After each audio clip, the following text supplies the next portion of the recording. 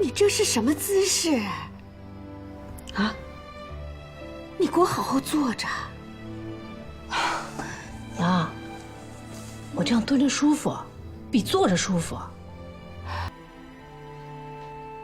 他来干啥？没说。哼，莫非还惦记着吴家大当家的位置？这吴家东院都没有了，还有啥吴家大当家的啊？哎，他要是管你借钱，你可千万别答应他。反正我就在这儿，你要是拿不准，就出来问我。哦。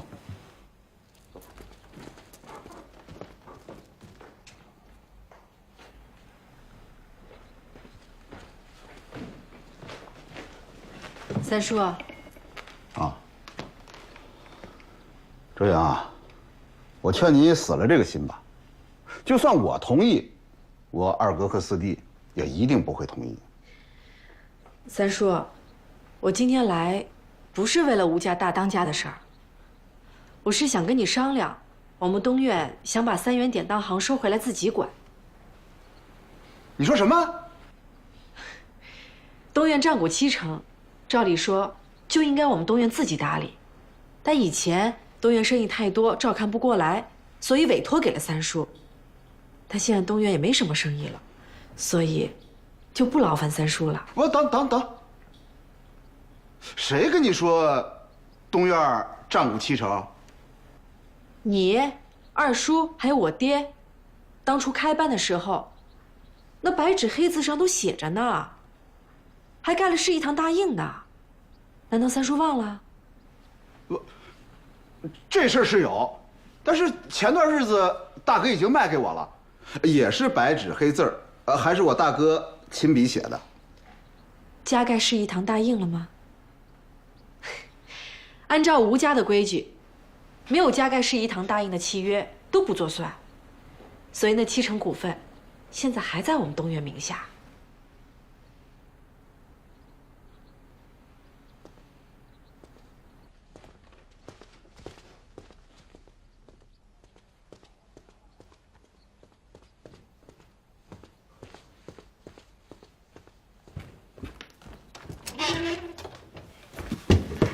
跟周莹谈完了，哎，他来做什么呀？哎，你找什么呢？哎呀，这契约上确实没有世义堂的大印啊。我问你话呢。周莹说了，这张契约不算数，那70%股份还归东院。他说3元典当行要收回去，要自己打理。凭什么不算数啊？你大哥签字画押了，怎么能轻易反悔啊？但是按照我太爷爷定下的规矩，兄弟间的所有契约往来必须加盖世义堂的印才算数。夫人，你看，这上面就少这个印啊。还真有这规矩啊3元典当行还得归东院。那可不行。这几年你干一样赔一样，咱们就指着这典当行挣点钱，要是还给东院，我们吃什么？可这是老规矩啊。你就说你不知道，那能行啊？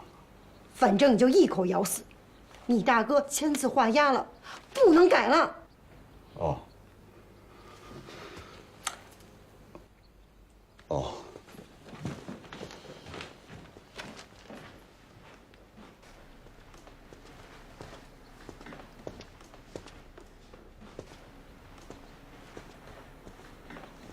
三叔，你找到那契约了吗？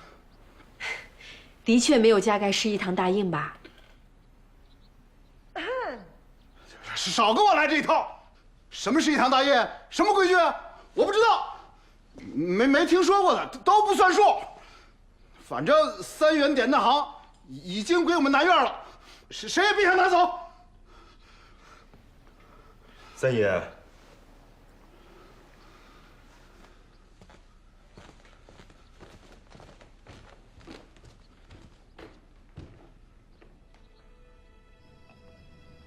安胎的，快趁热喝了啊。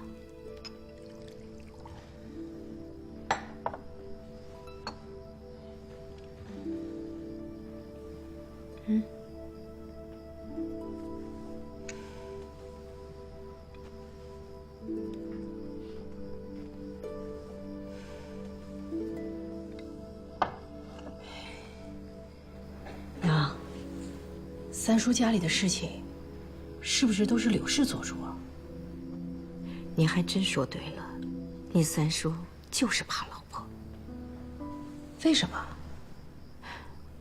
年轻的时候，柳氏是当地数一数二的美人儿。你三叔见了一面，就被收了魂了，就回来求你爹去提亲。开始啊，柳氏先不同意，后来你爹还是狠花了一些银子，你三叔才把柳氏娶到手。从此，他就把柳氏当宝贝一样宠着，都把她宠翻天了。哎，这就难怪了。你的意思是，柳氏拦着不还我们股份？那我去问他，他良心长哪儿了？他们是存心要赖掉这些股份，你去问了也没用。那怎么办？我们去告官。清官难断家务事，告官也不一定要得回来。三叔跟老爷嘴亲了，这股份的要不回来，那老二跟老四手里的还能要回来吗？娘，别着急，我来想想办法。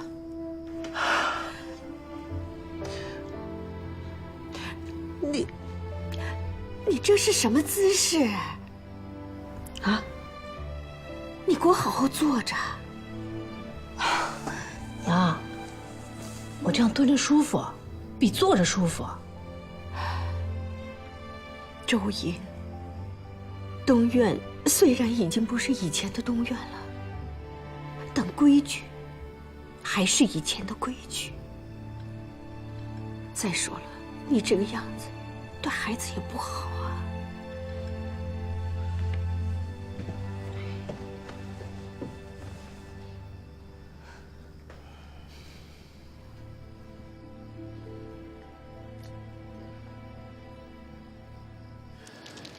这以前大哥就说过，这笔账一笔勾销，我就觉着不妥。啊，现在你又说，这个契约上没加盖十一堂的大印不作数，这个我也认。四叔，那张契约还在不？在。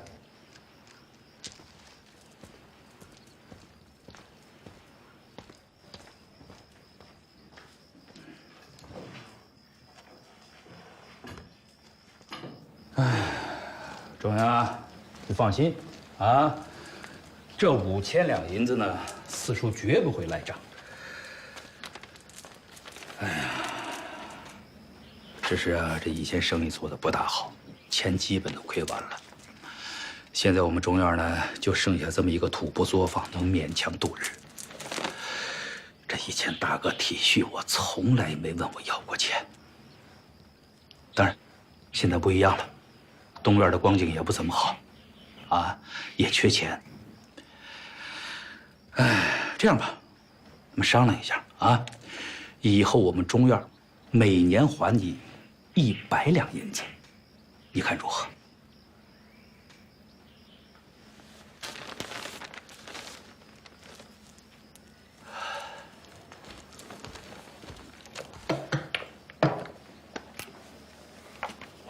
哎。周阳，哎，你把这印盖上，这钱我可就不还了啊！我知道。四叔，请一笔银子可重要多了，是不？那是。周英，你说的没错，吴家的确有这规矩，没有加盖十一堂大印的契约，全部不算数。这契约拿回去吧。